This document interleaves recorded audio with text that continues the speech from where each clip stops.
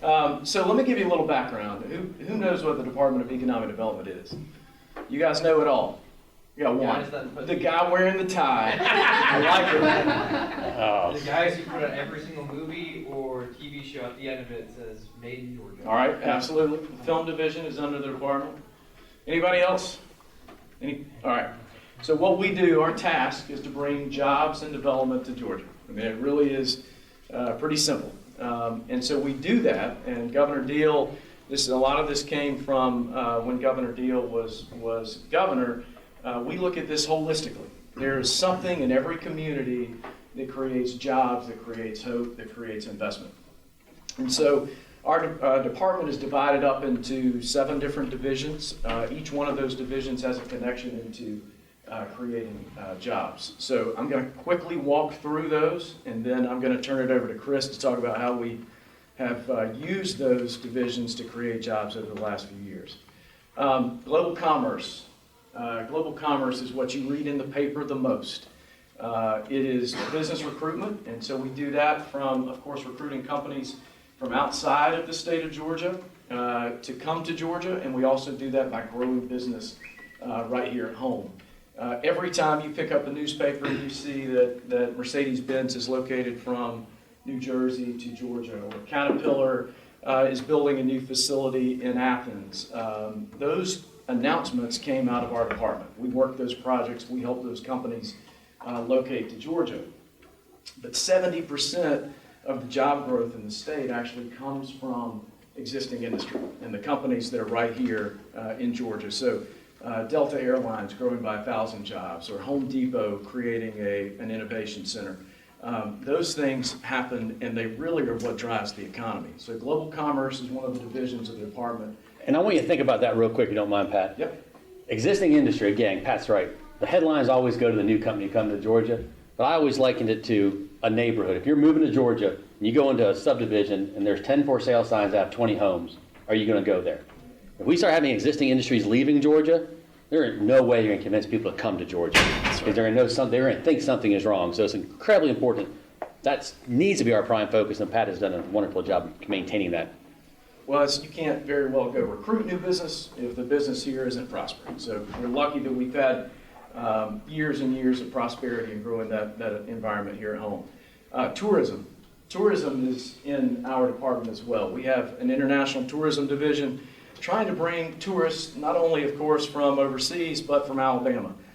You think about that tourist that comes to Georgia, they spend a significant amount of money. The average tourist that comes from overseas spends about $1,800 on a trip per day. The average tourist that comes from here domestically spends roughly $800 a day.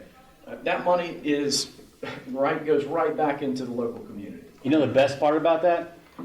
They take their health needs and education needs and go back to Alabama with them. They have to pay for those. That's exactly right. That money it really helps the community tremendously, whether it's infrastructure, whether it's hotels, it's right into the school systems, the tax base. That is about a $46 billion industry in Georgia, tourism. That's growing. It's grown tremendously. Good job. 475,000 jobs attached to the tourism industry. And so that has been tremendously successful for us. We have 4 international contracts to recruit tourists from around the world: UK, China, Japan, and Germany. And so those are actually the biggest tourism markets too. The International Trade Division, we have a division that focuses on helping Georgia companies find new markets overseas. If you think about whether you're creating, whatever widget in your small business, you can diversify your customer base. You can diversify really your entire opportunity to survive as a company if you have a customer in a new market, a market that is not going to be hit by the same downturns that you might see right here at home. So our International Trade Division helps Georgia companies find those new markets, and it's whether by finding specific buyers or just helping them understand how to penetrate new markets. And so the state of Georgia has 12 international offices overseas to help our companies find new markets. We also have the Film Division, and if you know anything about film in Georgia, you would know that it is the fastest growing industry in the state right now. We went from roughly a $200 million impact 10 years ago to about an $8.6 billion impact right now from the film industry. It supports roughly 90,000 jobs in the state of Georgia. And the great thing about film is it happens everywhere. And so every community in the state has seen some kind of impact from the film industry. And it's not just closing down streets and seeing stars. It's the small businesses, the coffee shops, the catering services, even a dry cleaners. Just heard a story about a feed store that had this specific item that one film was looking for. It was a Stranger Things scene. They were looking for this one specific item. And they bought out not only everything they had in the store, they had to order a whole new shipment. It's the largest shipment of this one item in the United States went to this tiny little feed store in Winder, Georgia. And so all of these little things add up, and the industry has a tremendous impact.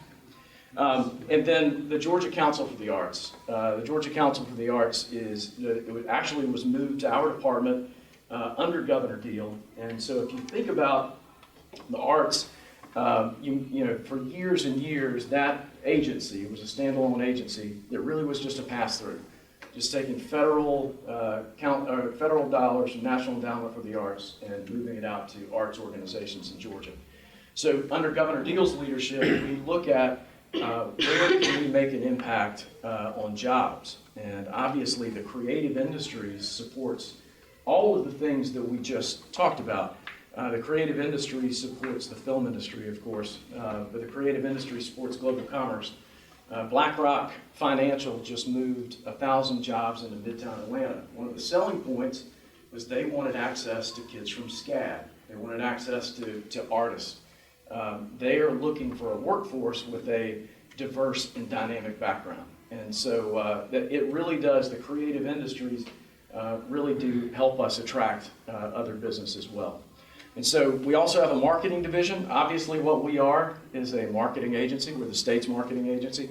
We do a lot of our own marketing work in-house. We have contracts that we divvy out as well to help with our marketing efforts, but we do a lot of our own personal marketing. So if you go on the website, georgia.org or exploregeorgia.org, all of that is done in our department. And then finally, we have international relations. Not many people know, but we have 25 full-time consulates in Atlanta that cover really the southeast for countries. So if you think about, they have their embassy in Washington, D.C., they have a satellite embassy, a consulate office in Atlanta. And so our international relations division focuses on our international efforts right here at home. Atlanta is an amazingly international city. The state of Georgia, this is always fascinating to me. There are 3 cities in the United States that have massive Korean populations. You have New York, you have San Francisco, the third is Atlanta. Atlanta is the 3rd largest Korean diaspora in the United States, which is pretty unbelievable. Nobody knows that. But we do a lot of effort, a lot of work to try to work with our international communities and through our international relations division. So that's kind of the department in a nutshell, a little bit about each one, and then of course we work really hard to grow jobs. And I'll give it to my former commissioner. Yeah, we can tag team this one too, but you're about to get involved, so think about these things. First of all, let's go back to global commerce, new jobs coming to Georgia, and the growth of jobs. Nathan Deal got governor in 2011, January 2011. His #1 goal was to make Georgia the #1 place to do business. I left October of 2013, and November of 2013, we became the #1 place to do business. I'm hoping that wasn't a correlation, but then we stayed that way for up to now. So I've been the consistent. Why do you think we're the #1 place to do business? What would drive that? Anybody? Taxes, 1, low cost environment, absolutely. What else? What else would want companies to come to Georgia? Could it be because of Hartsfield Jackson? Absolutely. One of the top, both of those on top of the list. We're still haven't got the #1 reason yet, but they are both top 5. Potential to grow. Absolutely. Through the Jackson. And also, Hartsfield. Anything else in terms of logistics you can think of that might be a reason? Just geography. So, real quick, come back to you. Who said it? Savannah? Savannah, the port, Savannah, fastest growing port in the United States. Massive. Incredible growth, incredible growth. Yeah, geography. Geography, too. People don't realize that where we're at, we're not on, if you look at a map, you see us on the East Coast, we're actually more central than you think. So the country comes in that way, you can get to, what's the stat, Pat, about where you get 2 days? 80% of the US market within 2 days or 2-hour flight. And if you look at us on a map, we are almost directly under Detroit. So if you don't realize that until you sit down and you look at it. Companies obviously realize it. 2 glaring things I think you've all missed. I'm going to try to lead you there. Go ahead. Cost of living. Cost of living, absolutely. Goes with taxes. Financial, monetary, absolutely right. 2 things I think that one is also, make it 3 things. 1, we're not a union state. It helps. It just does. It's a fact of life, and that's why you see so much growth in the Southeast in general on the industrial side, especially car companies, things like that. Mostly are non-union states. Another one we missed, and it's probably the most important one, workforce. You've heard about, when companies come places, you heard about Amazon, the big, what was it, $1 billion of incentives. They're a $1 trillion company. For $1 billion, that sounds like a lot of money. It is a lot of money. But they can't find people for 30 years to run their business in those locations. That $1 billion doesn't mean a thing. No matter what we do here, if we don't have a workforce that can carry out the needs of the customer, they are not going to come here. And that is probably the #1 driver I think that brings them to Georgia. I'm going to let Pat Wilson talk about Quick Start because you've got the newer talking points than I do in my head, so I'm going to turn it back over to you. So Chris is right, and if you think about, we've been extremely successful as a state, right? I mean, we have during Governor Dill's tenure, that 8 years was arguably the most prosperous 8 years in the history of the state. We grew 800,000 new jobs during that 8 years. And so how do you fill those jobs? Number 1, we've been a fast growing state for a long time. We jumped from we were number 10 at the beginning of Governor Deal's tenure. I think you're going to see us jump to number 8 in terms of population after the next census. So obviously we've got people coming in. But what companies are looking for is when they turn on that plant for the first time, they want to make sure that they've got the workforce to run the machines and that the machines actually run, right? So Kia is a great example. Kia moved to Georgia in 2007. We filled 1,000 jobs for them on their first run. So now they're up to 3,000 over there in West Point. When they turned the machines on for the first time, the first car that rolled off the line started. It's the only place that has happened in the world for Kia. When they turned the plant on, the car started. So the reason for that is a program we have called Quick Start. Quick Start was started in 1968. So you think about where we as a state were in 1968. We were heavily textile, not a high-skilled workforce state. And so what the governor did at the time was, I want to figure out how we help people who need to be uptrained, who need to have better skills, meet the jobs, or meet the skills that are needed to fill the jobs that are available. And so we started this program where we go to the company and we ask the company, what do you need to make your machines work, to make your life easier, for you to be prosperous? And so the company actually helps us with the curriculum. We create a curriculum around the skills that are needed by that company. And we as a state, the taxpayers, they pay for that through our technical college system. We do all that free of charge for a company. And so you say, well, it's millions of dollars that we as taxpayers are giving back to companies. We're giving it back to people. We're giving it back to the people who have jobs, the people whose lives are changed because they have the skills that they can take into that workforce. And excuse me, it's not just technical colleges though. Another reason the workforce is here, we're sitting in one of them. Our university and college system is one of the best in the country. Hope Scholarship has driven up the quality of education in Georgia faster than any other place in the world in the last 30 years, and you're sitting here because of it. That's another important part. And you start thinking about this and being the #1 place to do business that Pat's done such a great job year over year getting, and Governor Deal was instrumental in that. Chris Riley sitting over there too quietly, the chief of staff, helped get there too. You got to be careful though. If you look right behind you in the rearview mirror, going back to all the things you talked about, low cost of living, you talked about all this stuff, financial stuff, taxes. The Southeast, a lot of states have that, right?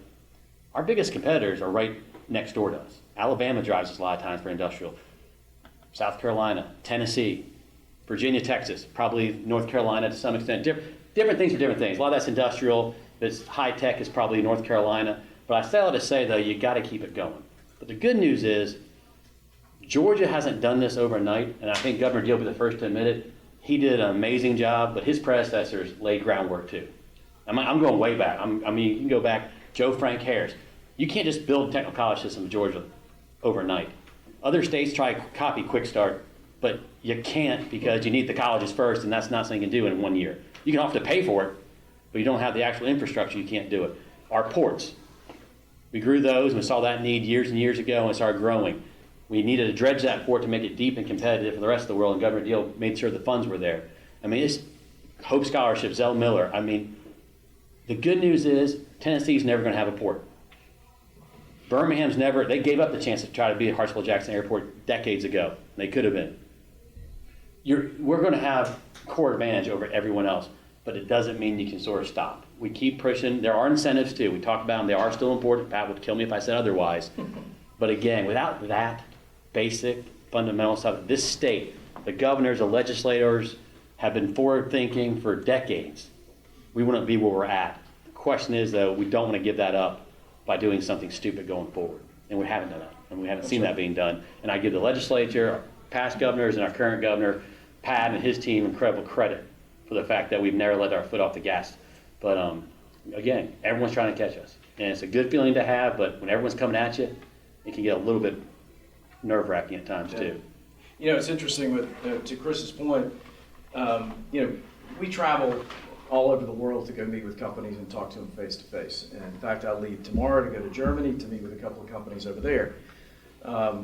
It is tremendously impactful when I talk to a CEO of a company who looks at kind of world politics, right? And world politics right now, whether you're in Germany or the UK or the US or China, wherever you are, world politics are pretty much up in the air. There's just not a lot of certainty.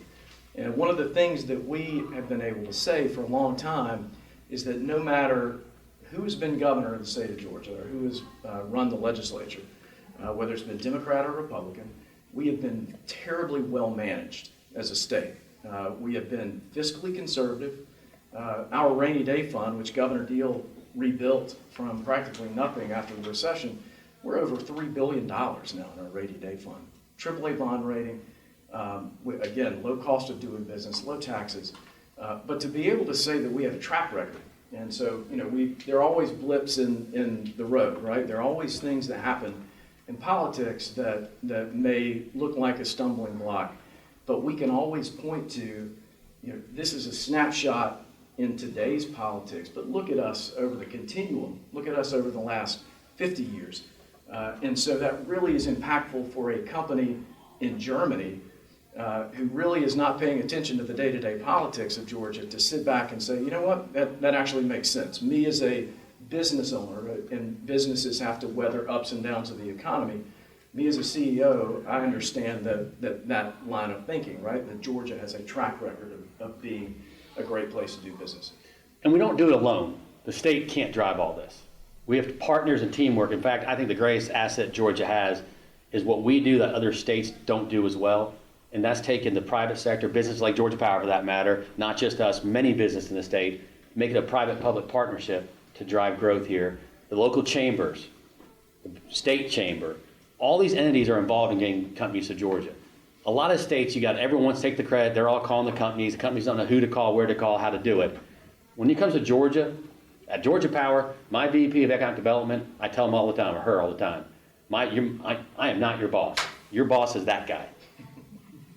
And I mean that. And it's not just us though, but when a company knows that they can call one person and one entity, and it's going to be somebody in the state, and they're going to get the answer for them within 24 hours, it sounds so simple, but so many of the solutions in this world are simple. And it is one that we've done very, very well at. And I do, to that too, it's kind of in the DNA of this state that the business community and the public sector really interact in a way to help both sides. And if you look at, there is a real history of that all the way back. Hartsfield-Jackson's a great example. It was the public sector and the private sector that came together to help us attract that when the FAA really wanted that to go to Birmingham. They're more further west. If you think back to the civil rights movement, to all the things that have kind of the big events that have happened in Georgia history, there's been this public-private sector partnership, and that's kind of ingrained in how we do economic development. To Chris's point, the state is, a big player in that, but we know we don't make jobs, we don't create jobs. We just try to make it easier for companies to create jobs. But we do that with this base of Georgia companies that are already here, and it really is this rising tide lifts all boats when it comes to economic development in the state. Georgia Power is renowned as one of the lead economic development private sector companies in the country. They spend a tremendous amount of money to help us as a state grow jobs.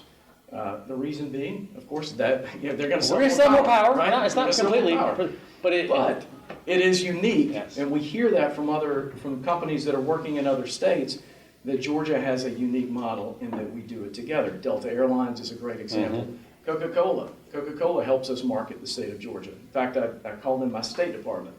Anytime I go anywhere in the world, unless I'm going to Iran or Cuba, Coca-Cola. Done that a lot recently, Pat? Have you? I've not gone to Iran in a while. Sure. That Coca-Cola is going to be my first meeting in market, and because they spend a huge amount of money to understand every market that they're in. They know not only the market, but the political players. And so it's a leg up for us as a state to be able to leverage their relationships in that brand, that Coca-Cola brand. Great story with Coke. We were in Turkey. Government deal. All of us were in Turkey actually together. And they had a union strike at the airport, some of that effect. And the governor and Chris had to go to Ankara from where we were in Turkey over there to Istanbul to Ankara. And we didn't have a way to get over there. Happened that Muhtar Kent, Turkish descent, the old CEO of Coke, was with us for a couple of days, but he was there doing other things. And we had to get over there, and he loaned us his Gulfstream. And it's, that's what Coke does, though. Not a lot of people loan you a Gulfstream, and very nice Gulfstream for that matter, too. I kind of hope we had a longer trip to take. It was only about a 25-minute flight, but it is. I mean, Coca-Cola really is a State Department part. I mean, if I ever get lost somewhere, I'd probably call them before I call somebody else in the country. That's right. That's exactly it. And I did get lost a few times. They could extract you a lot easier. So, but you think about the companies that we have here in the state, 17 Fortune 500 companies that are located in Georgia. Bless you. Bless you. But if we're in Japan, Aflac, right? You guys, Aflac, the duck, right? 70% of Aflac's profit comes from one market. It's Japan. And so they are the company in Japan. It's amazing when you go over there and you're with an Aflac executive, it is like you're with royalty in Japan. So they are fantastic when we're in the Japanese market, as is Coca-Cola, as is Delta. But all of these companies, UPS is another great example. UPS in Turkey, one of the cool things, back to Turkey, we get to see what our companies do around the world too. And so we're in Turkey, and we visit a school that UPS is sponsoring in Turkey. And so we see this with Coca-Cola, UPS, any number of our great companies in Georgia. They are terribly philanthropic around the world. Coca-Cola puts medical supplies on their delivery trucks in Africa to make sure that, because that Coca-Cola is going to be able to logistically get their product into the furthest reaches of Africa. Well, you can't get pharmaceutical supplies out there, so what does Coca-Cola do? They put it on their truck and they take it out. We're in Brazil, in the favelas in Rio, really the slums on the mountains of Rio. Coca-Cola has computer labs to help people learn coding to try to get out of their current environment. It's amazing what our companies do all over the world. But they take that philanthropic effort and that partnership and they help us create jobs here as well, which again is really unique. Sure. I mean, it's amazing how many times Pat's called our CEOs or whoever CEOs, you got a company coming to Georgia, similar industry maybe, some would be worried about workforce, everything else, and well, if this company comes, it could hurt me, my wages might go up, but I say almost every time, a CEO has always been willing to talk to a company and tell them why it's great to come to Georgia. Yeah. And again, you don't find that everywhere. The Metroland Chamber, got to give a lot of credit to what they do over there. It's kind of impressive. So a story on that, you guys know Mercedes-Benz has their headquarters here, right? They're in Sandy Springs. It is a $150 million beautiful building in Sandy Springs. So they were in New Jersey from the time they opened a facility in the United States. That was their headquarters from the late 50s all the way to just a few years ago. So it turns out, as we're working this project, it's between us, Texas, and Raleigh, North Carolina. And so they are, the CEO at the time, Steve Cannon, comes down to Atlanta. He does the tour, and one thing that we did differently this time is we're like, all right, we're pulling out all the state people, and we're going to put Steve in with just CEOs. And so we had Paul Bowers from Georgia Power, Richard Anderson from Delta, Donna Highland from Children's Healthcare, Arthur Blank, and I think those were the four, with Steve Cannon. And so we put them in the High Museum and just let them talk and have dinner. And so fast forward, Mercedes-Benz selects Georgia, and we have a celebratory dinner at Bones. And I'm sitting beside Steve Cannon, and I said, Steve, kind of what was that deciding factor for you? And he said, it's amazing that you look at all the different benefits and positives and negatives of the different cities. They were very similar. The incentives were similar. But he said, you're looking for a home, and we're looking for that home for the next 50 years. This is a long-term investment, and so we wanted somewhere that we feel comfortable. He said, so I'm sitting at dinner, and I walk in, and I notice that all the CEOs know each other. They know about their kids. They're asking questions about their personal lives. They know their spouses. They're having fun. He said, you can tell that they hang out together on a regular basis, that they're part of the political conversation. They're also personally friends. He said, I work in New Jersey. I have forever. I sit beside a number of Fortune 500 companies, and I couldn't name a single CEO. I couldn't tell you who they were on the street. And he said, that to me, it felt like home, and so that was the deciding factor for us, which is amazing. You never know, of course, in any of these projects, what that intangible is that kind of puts you over the top. But that one to me it said a lot about the environment that we've created in the labs. And for you all, this should matter. And I'll tell you why. This Hope Scholarship, the money we put into the education system in Georgia, or higher ed especially, for the folks in this room, folks around the state. My main goal, and one of my thought process, and I think Pat's too, is our job is to make sure there's opportunities for you all when you get out of school. Nothing gets me more mad when I think about Georgia Tech and 45% of their kids leaving the state of Georgia to go and find jobs elsewhere. It's not because they want to leave the state. Sometimes it's changed a lot in the last 7 years. I mean, Governor Deal, especially in the second term, they really ramped up getting the higher paying jobs and office jobs, computer jobs here in Georgia. But it's our job, it's on us to make sure the opportunities are here so you have a reason to stay here. And not say, well, I can't really find what I want to do here, so I'm going to go to another state. All the money we invest in higher education, we better keep you all here. Doesn't mean it always mean you're in transfer, things like that, but that should be the goal, tying these things together, in my opinion. That's right. Yeah, it's nothing, it hurts more than to see those statistics of our best and our brightest leaving Georgia. I use tech, and I'm sure it probably has come down now with the jobs. Actually, so that's been the fascinating thing for me for the last, so I've been at the department now coming up on 10 years, which is ridiculous to think about. But over that 10 years, there's a sector of jobs that didn't exist when we started this, and these innovation jobs, and really this kind of headquarters jobs in general, because headquarters are following innovation now. Instead of, in the past, the headquarters is looking for connectivity, or we're looking for, kind of very specific. We want to be, Norfolk Southern's a good example. We want it to be where the history of the company was. That's not necessarily the case anymore. Norfolk Southern moved their headquarters from Norfolk, Virginia to Atlanta because they're following innovation. Companies die if they don't continue to innovate and change. And the railroad is a very slow innovator. They're still doing the same thing that they did in the 1850s. Easy now, power company.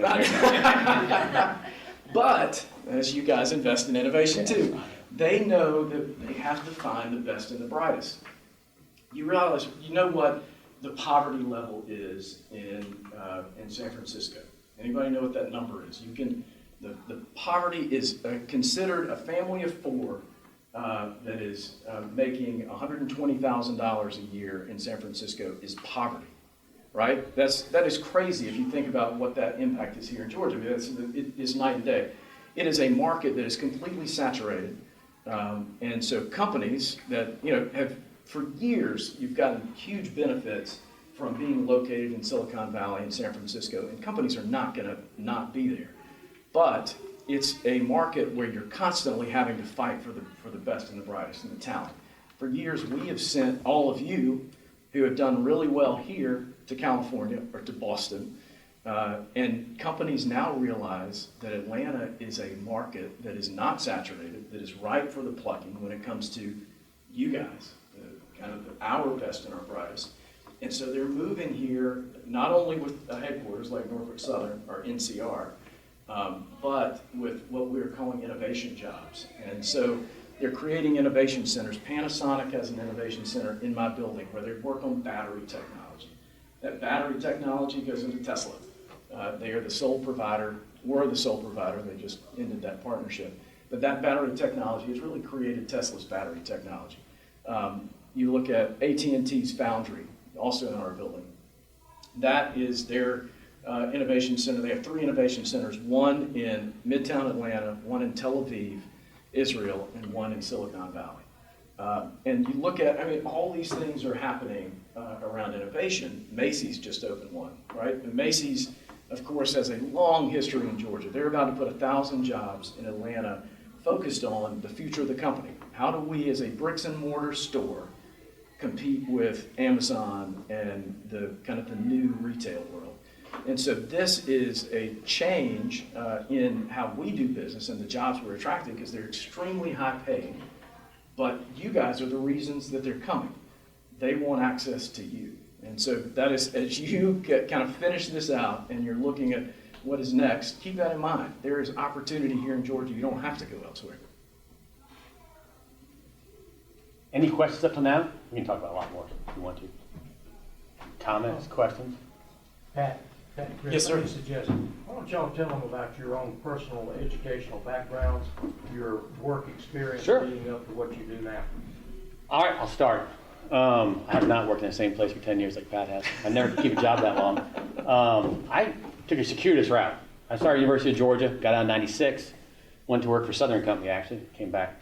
I was there for a subsidiary called Southern Electric International, which used to be their deregulated side. And they had a small electricity trading floor they were starting.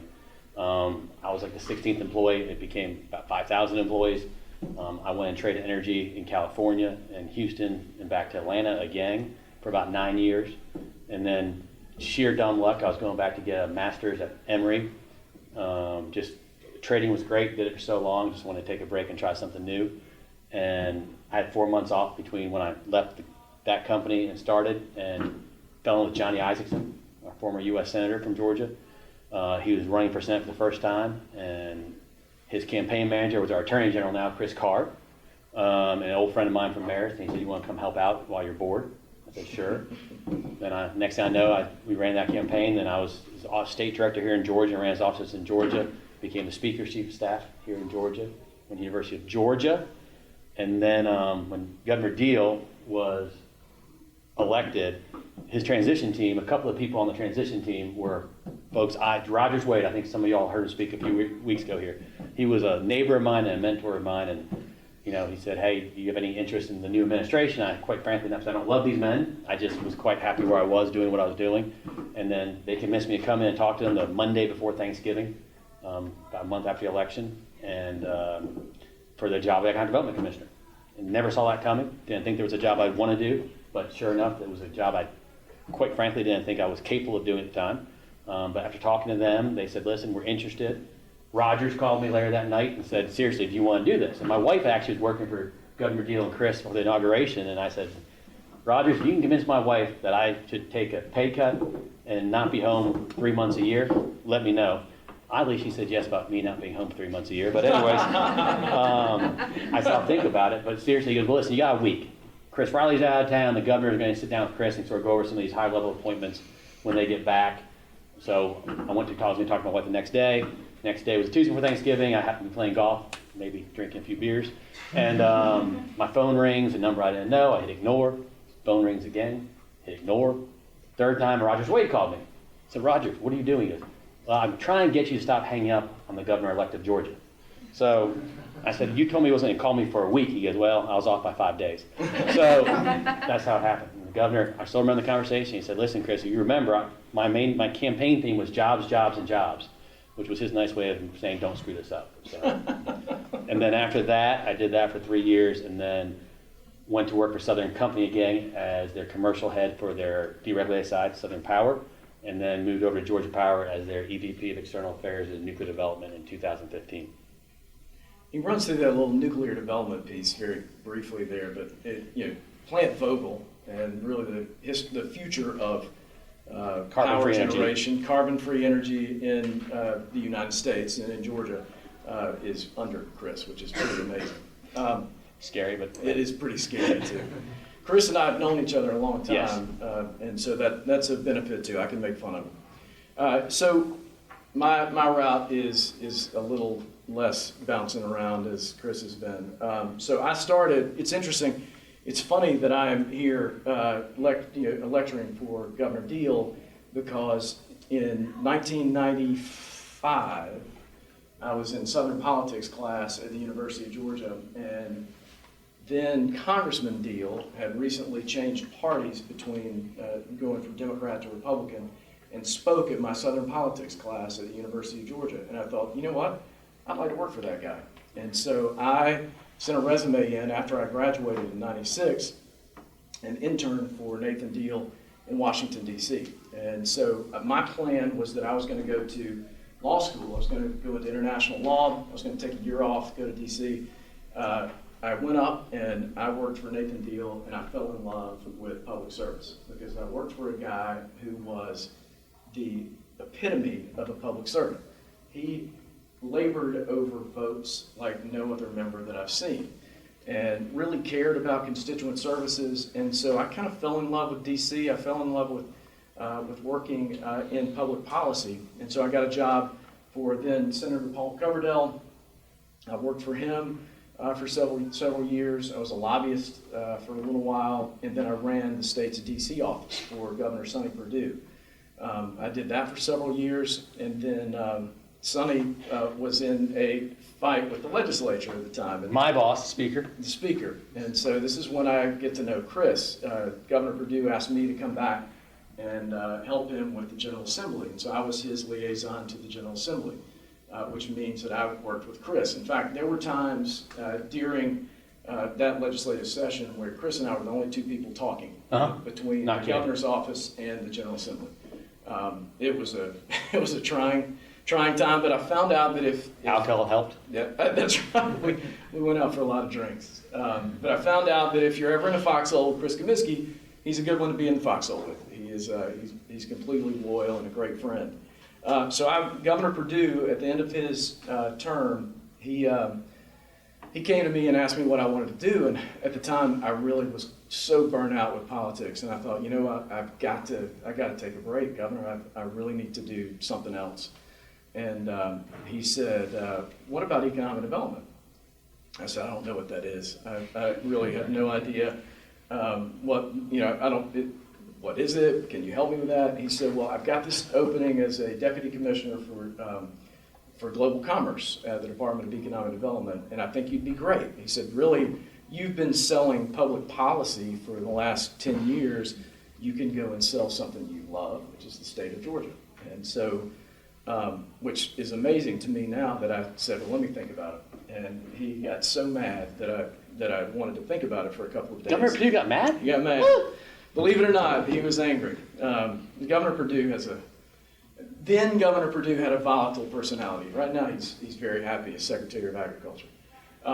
So he appointed me to global commerce. Governor Deal is elected. I take over as the chief operating officer, which means he ran the place while I did whatever I was doing.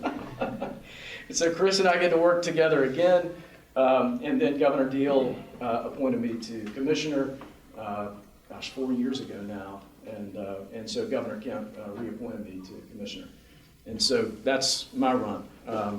You know, you talked about Governor Deal when he's congressman, how he changed your life as if he was a nice person, but you know, he's not as nice as he looks. Let me give you an example. We went on our first European trip, first trip we traveled together with 10 days. And we learned that was probably 4 days too long. Just, I mean, in general, Yeah. these are not trips where you're going from 7 in the morning to 7:30 at night.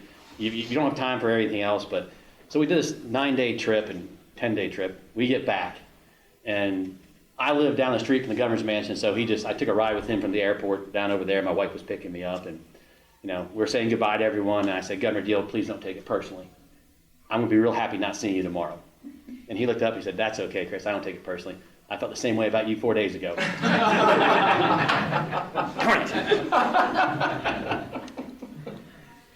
So, Guys, any other questions? Anything that you can think of? Can you talk about Amazon a little more? Yeah, sure. good question. Yeah, so obviously the economic development project of a lifetime, right? 50,000 jobs, a second headquarters. Looking back on it now, I feel like that was predestined, the way it ended up. That's where they're going to begin with. But it was fascinating to watch. We dropped everything, right? I mean, we really put a focus on winning that project as a state. And so it's amazing to see what happens when you have an opportunity like that, to watch the partnerships develop. And I give a lot of credit to again, as we go back as a state, we do all of this through partnerships. The Georgia Power, the Georgia EMCs, the Electric Cities of Georgia, Delta Airlines was looking at, you know, what kind of package can we put together to, you know, incentivize routes from Seattle to Atlanta. I mean, they're really, all these companies work together with our chamber friends to attract that awesome opportunity. It really was an amazing thing to see, and we learned a lot about ourselves. We revamped all of our marketing during that time to focus on really the workforce piece, and that's what Amazon came to us first and said, this is why we're doing this, is we need access to more talent. And so we really retooled all of our materials to focus on the talent that's available in Georgia. And so that, you know, you learn something with every project, whether you win it or lose it. I would say you learn more when you lose it than you do when you win it. Yeah. It's not just a cliche in life. You learn more from your failures than your successes, and I won't call that a failure, actually. Perceived failures, and that's an absolute perfect example of what that means. Yeah.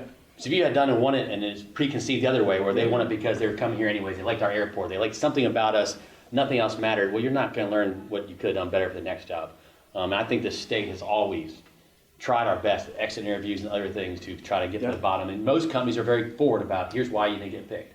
And you can always tell when they say, well, you know, just some mumbling answer, it means, okay, they weren't going to pick us anyways, they're using us as a stalking horse to raise a bid of somebody else. Usually, though, it might have been you know what, we do have some, transportation is an issue still in Georgia a little bit. I mean, we've made huge strides from 7-10 years ago. But there are things still out there that, you know, we got to get better at. But again, I think Pat's right. I think I've always learned more from those than we did the other way around. And you know, so I was in DC last week to go meet with companies, and a trip to DC is great because you can hit a bunch of DC offices of companies in a pretty tight schedule. I mean, I hit 10 companies in 2 days, but Amazon was one of those.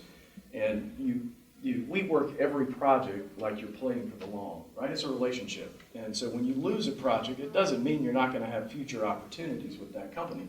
And we've seen that in a number of, GE's a great example. We went for the GE headquarters when they put that up as an opportunity. They chose New York, right? They moved from Connecticut to New York, which again, we all knew that was probably going to be their plan. But GE had such a good experience when they were in Georgia that they moved the headquarters of their digital entertainment division to Atlanta. And so it really is you're playing for the long in every one of these projects. And Amazon's a great example of I think we're doing better now than if we had won, we all want 50,000 jobs, right? You want $1 billion, $5 billion of investment. Yeah, But- you catch that bus though? It was gonna be interesting to Yeah, see. to put that together, it was gonna be hard for anybody. DC had a lot of vacant office space. I mean, it really was moving people right into vacant office space in Crystal City. But, you know, in Atlanta, we don't have that. But since then, we have more than 5,000 Amazon jobs in Georgia right now. Nobody knows that, nobody talks about it, but it's been a constant flow of company creation here in Georgia. And they told us when, you know, you get that call from the company to say, you know, just want to give you the heads up that we're about to have a press release that's going to name New York and DC as our headquarters opportunities. And you know, it's not you, it's me. You know, the whole thing that they're going to go through. But they said then, it's, you know, we are going to grow in Atlanta. We had a great experience. We have information on what you have to offer. And we're going to continue that dialogue and continue to grow. And so that is happening. And they're actually all over Georgia now with their fulfillment centers as well. So that Amazon's a great example of a company that we worked really hard to attract. It helped us with a number of other companies too. And we're also still winning with them too. Do you think they regret going to New York now? I mean, If they don't have a lot of common sense. yeah. It's fairly public. I think that they was probably a- regretted it, but knowing their mentality, Pat can correct me, they got over it real quick. I mean, they have, this is not a negative, I probably could phrase it better. There's an arrogance there that, you know, that we lost, we did something wrong, but you know what? We're still gonna beat you tomorrow. And by the way, that's why the company's worth $1 trillion. Yeah, yeah. I mean, And they're doing things right. yeah, they are. I mean, and I think that they would handle that entire process differently if they did it again. I mean, they've said that publicly. I don't think that they would open it up as much as they did that first round. And we've seen similar companies that have come to Georgia through a process, you know, with not, of course, the grandiose plans that Amazon had, but they're looking to grow, and they are handling it very quietly, and they all point to the fact that, well, we're not Amazon. We're not going to do what they did, but we're going to handle it in a very different way. You noted earlier on one of the key reasons for Georgia's success is the forward thinking of the past executives and politicians. I'm sure as an executive for new leader development, you're able to answer. In what ways are we looking forward now in Georgia? That's a great question. You know, every new crop of leaders have a different idea. Our new Lieutenant Governor, Jeff Duncan, has ideas and innovation. You gotta just, as long as you got people with ideas, and then let somebody sort of vet them out, you're gonna be okay, and our state's been blessed with that. You know, my fear one day is to get to a point where you don't have that kind of thought process. And by the way, a lot of bad ideas came out of the last 30, 40 years too. That's true. It has. In fact, Governor Chris Merriman, I agree, the governor used to be part of the state senate down there, but you know, sometimes the General Assembly doesn't always get on point. But overall, our Don't state's let the been. private sector guys say those things. I mean, that's not today's. I mean, but over time, though, it happens that way. But I go back to it. That overall, if you look what the legislature and the governors have done to this state, it's been amazingly impressive. Because we're here because of a long history, like we said before. But going back to your point, though, I mean, Pat, you can answer that too, but you just got to keep getting people who are run for office, who are in public service, who are making these ideas and thinking outside the box and listening. You got to listen to everything. Something that sounded like a stupid idea 20 years ago is now the ideas we're basing our economy on. Yeah. Selling books for a lost online didn't really sound like a really good idea. And now they basically, in a lot of ways, run the country. And, I mean that, somewhat. Yeah. But no, we've been blessed. Our legislatures and our executive branches have always come to good ideas when they got to the fruition of actually passing legislation and going forward. That's what I meant when I said Yeah. that. And a lot of it too is you guys need to participate too. And this comes down to all of you taking what you're learning right now and moving that into the future. You've got to be part of that process. And as Chris said, we've been really lucky to have the General Assembly and governors that have been innovative, that have looked to the future. We got to, it's tough to run for office. It's tough to participate today. It's not an easy job. We need people like you to go through this process and be part of that solution too. You gotta help us continue to look to the future. I do think that there's a huge amount of opportunity as we continue to produce some of the brightest people in the United States out of our university system. We've got so much ahead of us, but you guys have to be part of that. And you know, there's turnover in the General Assembly, and Chris and Governor Deal can probably tell me the exact numbers. I remember, I think, 15 years ago, it was probably 8 years to 10 years was what the average tenure was down there, or something like that, maybe a little 12, It's usually going to be between 8 and 14. 14. Today it is Usually they're coming out at 8 because that's when they vest. today. Yeah. But no, how many people are leaving though before they get there? I felt like our tenure's gone down by 4 to 5 years probably Oh, yeah. over the last 15 It's years. anywhere from Yeah. 4 to 6. You know, that's, you know, there's experience matters, so it's nice to have people who've been there for a long time, people like Jack Hill and who's been there forever, knows more about the budget than I'll ever forget. And then you also have people, sometimes that also refreshes ideas. And that's why I think it's always good in this whole world. You just gotta make sure you're listening to each other when it happens. That's right. What are some of those ideas that are on the table right now? I'm not sure, well, I'm not watching the session right now. I- Well, I am, but not involved in Yeah. this. Talk a little bit about what you guys are doing for renewables. I think Yeah, I you've got a mean- great story. You know, our state is, thank you, our state's changing in terms of what we're consuming. Electricity needs are not changing. Everyone needs electricity. We used to be producing, 5 years ago, 70% of our power was from coal. 5 years ago. Today, it's less than 30%. Renewables are going up, natural gas, nuclear's gonna be doubling that thing. We'll have, coal will be out of our mix probably within the next, I mean, all but one of our units will probably be done in the next 10 years. So when you're doing that, though, it's interesting though, because these companies that are coming want to have net zero energy. So they'll come in and say, I won't be on your grid because I want stability, reliability, and solar and wind don't blow all the time, it doesn't sun doesn't shine all the time. But I also want to build enough solar that we're generate when it is, that goes back to the grid that I know I'm not going to put something, net zero. Seen that all the places we're doing it. Yeah. It can be logistically hard, and the company's got to stay and be on the forefront of that because it's not as easy as it sounds. I mean, you have major, massive units. If a cloud goes over and you got 4,000 megawatts, which call that 3 million people, 5 million people, the cloud goes over, it stops. It doesn't just dwindle off. Something's got to come up and replace it immediately. So those kind of headaches, battery storage will help that as it gets more affordable and other things. But if we can do that and keep it cost effective, it goes back to one of the other reasons we didn't list, but our energy prices happen to be most competitive in the country, which has helped with our industrial side that's too. right. I don't want to toot my own horn back, but that's that's kind of true. But you know, I would say the ideas are still around how you get the innovative side of people, entrepreneurs and the younger folks who have an idea and how you help them foster that idea. We're good at big industry. We're good at getting them here. We're good at big corporate relocations. We're good at everything. The one thing that we probably, if you're good at everything, you're still least good at something, right? What I put in that biggest challenge for us, how we still keep fostering that environment, those young kids coming out of college with an idea that want to do a startup, and how we can help them grow that startup. And by doing so, making sure that startup stays here too. I mean, that's the disconnect That's right. we had sometimes. We had some great ideas around places like every college, every university, from Columbus State, or any part of the state. But you get a good one, then somebody comes in, offers them money to move it, and takes the idea and takes it out of Georgia.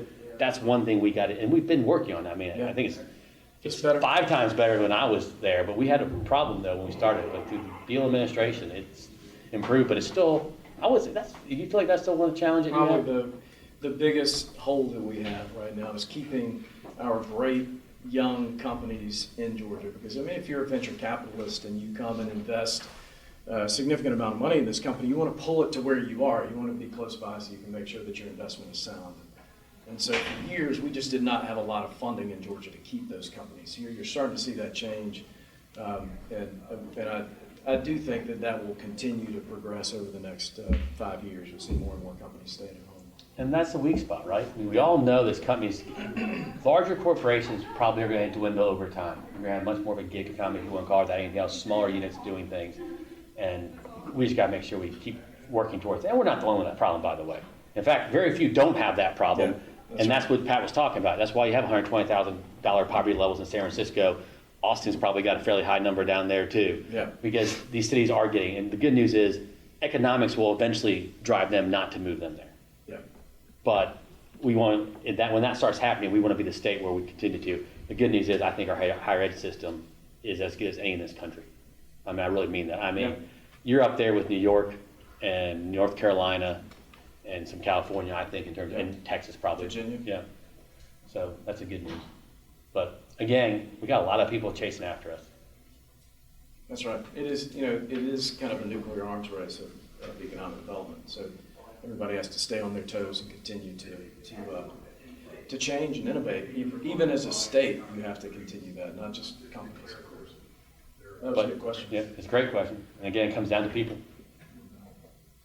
Question. So when you were talking about like without the basic foundations, you can't really like progress. So in a sense, for renewable energies, how can we move forward? Like what approach do you see like to take on from here on out, like in the next 10 years? Can I say something real Yeah, quick? sure. So it's fascinating to me because, you know, I do all these visits with companies right now, and a question that I never had 5 years ago from any company was, what's your carbon footprint look like? And what's your mix? What's your renewables percentage in the mix in Georgia? Can we buy offsets? That never was a question before. Now, not only can we answer that question because Georgia Power and our utilities have done a great job of diversifying the mix, but it's a win for us. We're the only state in the top 10 with solar actually in the ground and working without a renewable portfolio standard. And let me tell you why that's important. That's a great point. And there's a lot of pressure on, I know firsthand from Governor Gill's administration, to put a mandate on solar. We are the largest non-mandated solar in the country, as Pat said. Why is that important? If you look at the states that did it by mandates 5-10 years ago and growing it, their rates are about 3 times higher than ours. Let me explain to you what a mandate is. Sure. A mandate is for the government to say to a utility company, you must have a certain portion of your portfolio that is renewable energy. And we've never done that, and I think it's paid off. I made a reference to them earlier with regard to renewables about what was happening in the European Union and how that affected South Georgia. That's right. With the pelletized pine trees. You want to talk to them about that, Pat? Sure. So it's fascinating that in the EU, in the effort to, of course, diversify their renewables portfolio, they created biomass as a renewable energy. Which they had as a mandate, right? That's Mandate. right. It was a mandate and it's subsidized. And so it is cheap energy for us to cut down pine trees, turn them into pellets, put them on a ship, send it to the UK, and for them to burn it because of government subsidies. And it helps them meet their EU standards under their portfolio percentages. And so that has been fantastic for South Georgia. If you think about, we truly are the breadbasket of pine trees in the South. And we grow them like corn. Because of the great program at the University of Georgia where they've done so much research into pine trees, and we can get them to a maturation stage at a lot younger age, we can churn those out, really like a crop. It's a row crop. And so because of those subsidies, we've created hundreds of millions of dollars of investment in Georgia, hundreds of jobs, and then of course the farmers get the benefit of cutting those trees as well. But it all comes from a mandate by the government in the EU. And so you see that in Germany, you see it in France, you see it in the Netherlands, the UK. What's fascinating about the way it's working in the US, specifically in Georgia, is the government is not mandating us to do anything. It's the private sector that is listening to the consumer who says, you know what, I would love for you guys to be greener. And the company is going to our friends at the power company and saying, we need you guys to diversify your portfolio. And of course, as the customer wants, these guys are meeting that need. They are trying to make it work. And they're doing a great job of diversifying their portfolio so that to meet that need that the customer really wanted to begin with. So it really does show how that can work without the mandate from the government, and our rates have remained tremendously low. To give you a magnitude, when California started their mandates, they were paying $130 a megawatt. Don't worry about what that actually, but $130 a megawatt is now being produced, and we're buying ours for $3.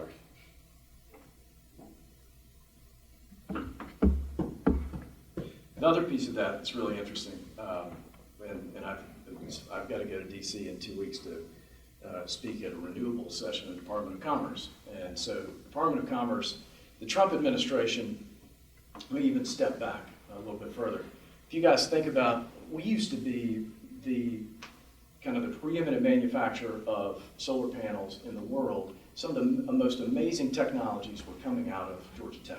They really were the cutting edge. Suniva was one of the really forward-thinking companies that came out of Georgia Tech. They were creating bifacial solar panels, which, you know, if you don't know anything about solar panels. Didn't know anything about it until I started trying to recruit these companies. It's a solar panel that is a solar panel on both sides, right? So it can, as it pivots, it gives you more opportunity for sunshine. And so Suniva was growing. They came out of Georgia Tech. They went to ATDC, the incubator. The company grew and grew. They began manufacturing in Atlanta. We at the department incentivized them to continue to grow. They had 3 growths. They were up to 1,000 employees, cutting edge technology. They were purchased by a Chinese company that then took the technology, stripped the plant almost overnight. It was like the Colts leaving Indianapolis. They took all the machinery back to China, dissolved the company in the U.S., and then made the panels there for half the cost and imported it into the U.S. market, dumped that into the market. And so what we saw over the last 10 years is the solar panel industry in Georgia, really in the U.S., collapsed. And so we weren't being able to compete with the Chinese solar panels that were being dumped in the market. So fast forward to 2016, Trump administration puts a tariff on solar panels being dumped in the market by China. They're called Section 201. It's a Section 201 tariff. So that single tariff allowed manufacturing to come back to the U.S. And so now the largest solar panel manufacturer in the Western Hemisphere is in Dalton, Georgia, Hanwha Q-Cells. And so they are making solar panels in Dalton, state of the art. They committed to 500 jobs, and in 7 months, they were at 90% capacity and 700 jobs. They are booming. They can't make enough solar panels right now. So that company, specifically because of a trade policy in Washington, we created 700 jobs in Georgia. And so that company, there's another great example. Facebook comes to Georgia to put the largest data center in the East Coast in Covington, Georgia. And so over the next 20 years, they're expecting a $42 billion investment into that data center. And so it is a massive energy consumer, as you guys know. So when they were looking at Georgia, they said, we want 100% new renewables to cover that facility, which is hard to do. Georgia Power, of course, you plan these things out. You can't just do it overnight, right? And so Georgia Power has renewables on the books. They're moving percentages. The Georgia EMCs were actually able to serve this. And so, y'all, you probably don't know, we have 3 utilities in Georgia. Georgia Power is the biggest, and they probably are serving you where you are now. The electric cities of Georgia are municipalities that serve really the people in those cities, and could be water, sewer, and electricity. And then the EMCs, what does that stand for? Well, I'm not drawing a blank. The cooperatives? Yeah, the cooperatives, yeah. Electric membership cooperatives. That's right. They go back to... Sorry, it took me a second too. It's kind of late in the day. I'm sorry, I started early this morning. For Pat, that means 10. And I haven't had enough coffee. And so those three utilities, actually, when we bring a company to Georgia, they compete for that business, unless that company is going into a building that was already served by one of the 3, which also keeps our rates low. That it's a unique situation as compared to some of our competitor states because we have competition for service. But Facebook came to Georgia, 100% new renewable requirement. The EMCs were able to structure that with solar. And so there's a massive solar farm in Early County, Georgia, in South Georgia. And the solar panels that went to that site to create that solar farm came out of Dalton, Georgia, which is a pretty great circle of economic development that is happening in 3 corners of the state and really tied to the renewable industry. questions? You talked about how important it is to bring companies into Georgia, and then you talked about traffic. How much longer do you think you'll be able to bring those large corporations in without a mass rail transit system that actually services the suburbs? So, interesting on traffic. I was just in DC last week, and I lived up there for 12 years. Our traffic is not nearly as bad as DC. I mean, it just isn't. And I commuted every day from Alexandria to Capitol Hill, and it was terrible. Same amount of distance that I travel right now. The difference is, of course, that you have a metro system that goes everywhere you kind of need to go. So Atlanta, what you're seeing, of course, is over the years, generations, companies located all over the metro area. There were no real commute times because everybody's commuting in opposite directions. I mean, it doesn't make sense. Commutes are odd in Atlanta. It's different than a lot of cities because if you look at perimeter, Alpharetta, down to Midtown and Buckhead to downtown, people are coming from all directions. And so it's hard to create a transit system because we grew out so quickly. Of course, we have our own issues around MARTA, which does a great job. If you take MARTA on a regular basis, it really works. And so what you're seeing now is people that are making life decisions based on their commute times. And if you look at Midtown Georgia or Midtown Atlanta, it is packed with housing now. It didn't exist 10 years ago. And so people are deciding that I don't want to spend an hour and 45 minutes in my car to commute from Alpharetta to Midtown, and so I'm going to move to Midtown. I never thought we'd be a city that you'd have people who don't own a car. Yeah. We're seeing it now for the first time in the last few years in Midtown. Exactly right. Never thought we'd be a city that didn't have people with cars. Just didn't. Because to Pat's point, spread out and, again, spreading out makes solving the problem harder too. But Governor Deal and Chris and these guys, we have made major changes at 75 North, 575 interchange down there. But you got so many places. You got to focus one at a time, 85 up to Gwinnett, the fast lanes, things like that. But Pat's right, though. We are seeing lifestyle change. I really never thought I'd see a 24-year-old not own a car in Georgia, and we're seeing it. I mean, it's the question funny. is where it goes from there. It's funny that if y'all think back to, there have been two kind of real efforts to grow our transportation funding. I mean, that we get most of our transportation funding from the federal government. It's a gas tax, a highway tax, or a fuel tax that goes to the federal government, and it comes back to us. It's just the way it's been structured for a number of years, and it's just the way it's worked. The state has tried to increase state funding for years. And so the first effort was during the Perdue administration, where we created a kind of a convoluted system of different regions in the state of Georgia, where each region would identify their projects of priority. Those projects of priority would go to the voters, and the voters would decide whether or not they wanted to increase taxes to pay for those 8 to 10 projects. And so you had 3 out of the 12 regions of the state, you had 3 regions that voted in favor of it, and everybody else shot it down. But in the lead up to that vote, and I'll never forget this comment that Governor Perdue made. So we sat down in a room with a bunch of stakeholders, the Chamber of Commerce, the Metro and Georgia Chamber of Commerce.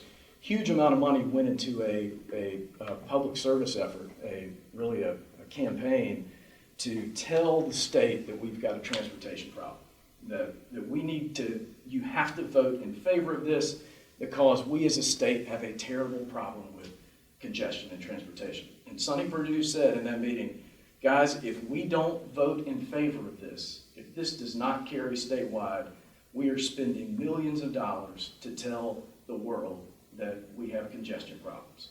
And so we shot it down, and now we're still living with this many years later, where we have created a perception. There is traffic in Georgia. If you want to go to a place where there is no traffic, you're going to go to a place where there are no jobs. But if we spent millions of dollars telling people that we've got a bad problem with congestion. And so fast forward to the Deal administration, where we actually did make some changes. The General Assembly passed changes that add an extra $1 billion a year to our transportation funding. And so these are state dollars. Federal dollars have to be used in a very specific manner, and you really don't have a lot of flexibility around them. And so you add $1 billion in state funding to transportation, and we have flexibility. We can put it into priority projects that we deem a priority. It gives us a huge amount of flexibility. And so because of the work of the General Assembly and the governor at the time, we now have the ability to address some of these problems. And we're one of the very few states that has money to do these Yeah, things. and that's important for another reason. Federal funds, gas tax, as you electrify your car system, what's going to happen? Federal funds are coming down. And going back to trying to stay ahead of the game, another way to do it, because we're going to electrify our system. It's going to take years, and depends, it'll take time, but it's definitely coming. And as we do that, we got to find ways to actually, infrastructure needs still to be kept up. It's not changing the fact that roads are going to need roads, bridges are going to need heels, anyways. But that's another way that states start to stay ahead of the game. Yeah. And that, to Chris's point there too, the electrification of the automotive industry, it's the Governor Kemp. We just did our first trip internationally with Governor Kemp, and part of that is you meet with companies that have invested in Georgia. And we were in Germany. We met with Mercedes and Porsche, and to talk about the electrification of the automotive industry. You're going to see more change in the automotive industry in the next 10 years than we saw in the previous 100 years. And it's because of this you're moving from a combustion engine to an electric battery. And so you think about all the infrastructure that's been built in the history of the car that we're going to have to change. Gas stations, right? You take it for granted that when you run out of gas and you're getting close to running out of gas on I-16, that you can find a gas station. Not always on I-16. I can tell you a personal experience. That's a good example. Yeah. So you think about where are we going to find that charging station? So to meet that need, Governor Kemp has asked us to pull together a team of advisors on electrification. And so it'll be Porsche, Mercedes, SK, which is building the massive battery facility over here in Jackson County. And then, you think about Georgia Power is going to be a big player in all of that. We've got to build infrastructure, but what the goal of this committee is going to be to create good public policy to help companies get from point A to point B. And so, again, it goes back to how are we looking to the future and trying to innovate. We as a government have to be in front of that curve. And it goes back to what we do really well in the state, which is listen to the companies and help the companies move in that direction. You'd be really surprised at how archaic some of our laws are dealing with roads. We have if you get a chance, I-85 south of Atlanta on your way to Alabama, there's a stretch we have a visitor center down there in Tallapoosa. So we have, it's called the Ray, and there's solar panels in the road, in the interstate. And so we have at the visitor center, you can charge your electric vehicle based on the solar panels that are in the road. And so this is a proof of concept effort that we're doing down there. But it goes back to trying to be innovative as a state. And so we had to find a section of interstate that met the certain requirements that the federal government made us find in order to do this. It's only like a mile long. We're proving that you can do it and do it well. There's even a technology where if you have an electric vehicle, you can charge your vehicle as you drive over these solar panels that are also charging your battery at the same time. Federal government won't let us do that yet. And so we're looking at state roads that we can put that technology into. So if you think about being stuck in traffic and you're trying to get from your house in Alpharetta to Midtown where you're working, you could sit there and charge your car too while you're just sitting in traffic. We're trying to find innovative technologies like that we can institute in Georgia, and we can do it on a state level instead of having to wait on the feds. And so trying to be innovative.